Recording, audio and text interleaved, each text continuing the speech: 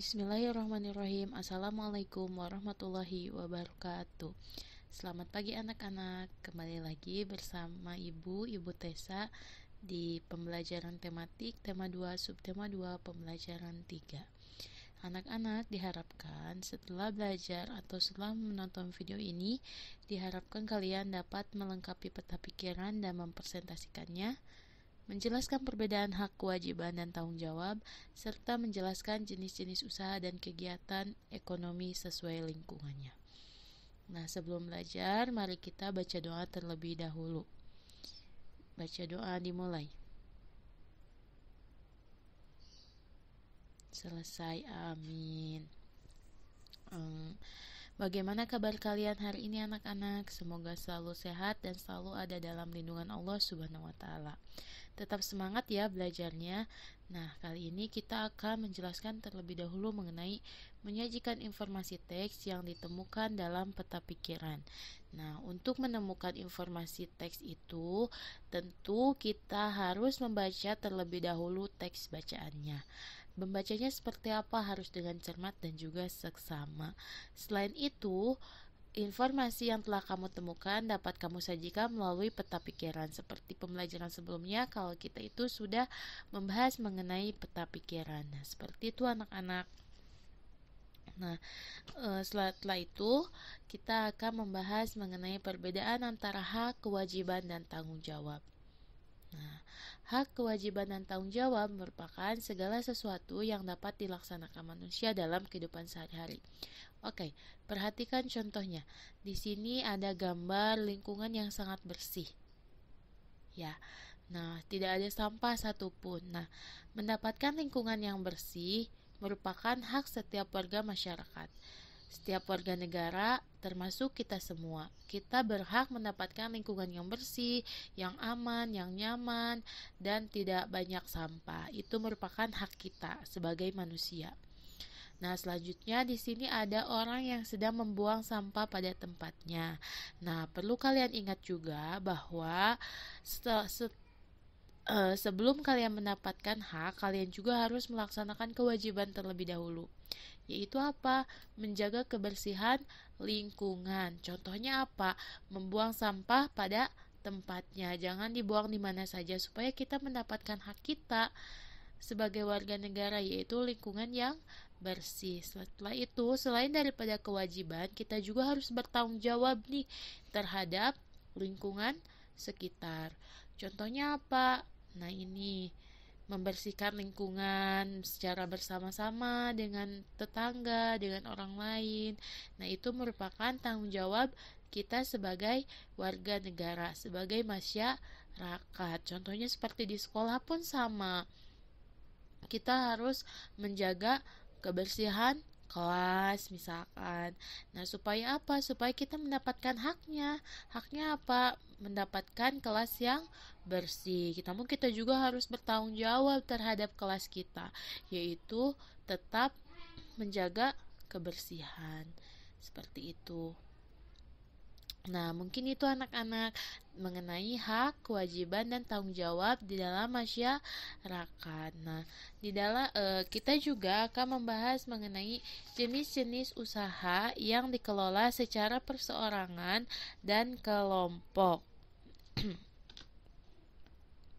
Nah, di sini ada jenis-jenis usaha berdasarkan bentuk usahanya, yaitu ada usaha perseorangan. Nah, bisa dilihat contohnya ini toko kelontong. Usaha perseorangan ini apa sih?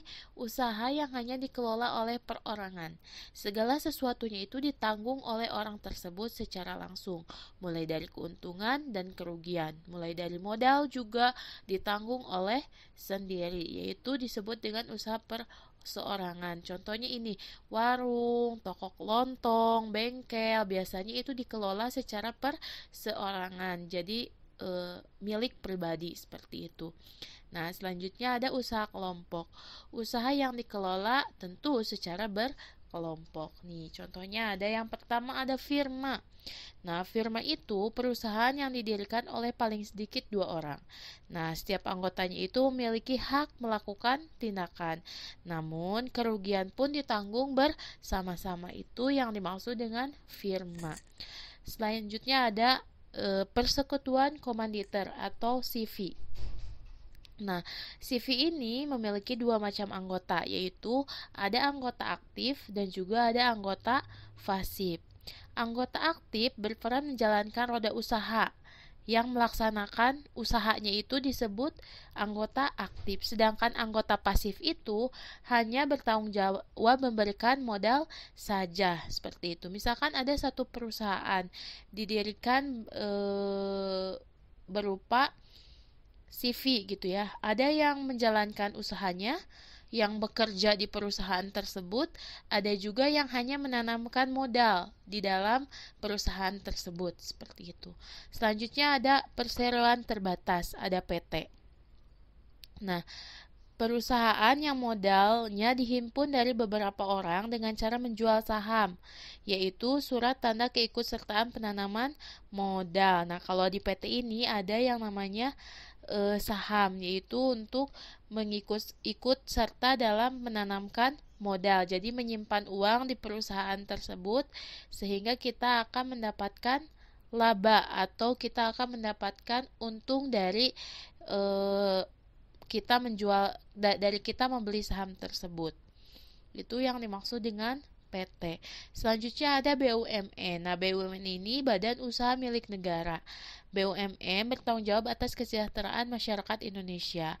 Modal usahanya itu ditanggung oleh negara. Jadi kayak seolah-olah BUMN ini merupakan badan usaha milik negara gitu ya. Karena emang yang memiliki modalnya itu pemerintah, seperti itu. Dalam pengelolaannya BUMN terbagi menjadi dua, yaitu ada Badan Usaha Perum dan ada juga PT. Nah, contohnya ada Perum Peruri dan ada PT. Contohnya ada PT KAI, PT PLN. Nah, itu merupakan badan usaha milik negara yang modalnya itu ditanggung oleh negara atau pemerintah. Selanjutnya ada koperasi. Koperasi merupakan usaha bersama berdasarkan atas kekeluargaan. Di dalam koperasi, semua anggota wajib membayar simpanan pokok, yaitu simpanan yang hanya dibayar satu kali, dan simpanan wajib, yaitu simpanan yang dilakukan tiap bulannya. Nah, contohnya itu kalau dulu ada yang namanya koperasi unit desa. Jadi, setiap orang bisa menabung di koperasi tersebut, bisa meminjam juga. Jadi, uangnya itu terus berputar, ada yang menabung, ada yang meminjam, biasanya seperti itu. Itu yang dimaksud dengan koperasi. Tapi biasanya koperasi ini lebih ke berdasarkan asas kekeluargaan. Maksudnya kayak misalkan di lingkungan tersebut, di RT tersebut diadakan koperasi hanya RT, hanya wilayah RT itu saja, seperti itu. Atau biasanya yang lebih besarnya di kelurahan, nah biasanya atau desa.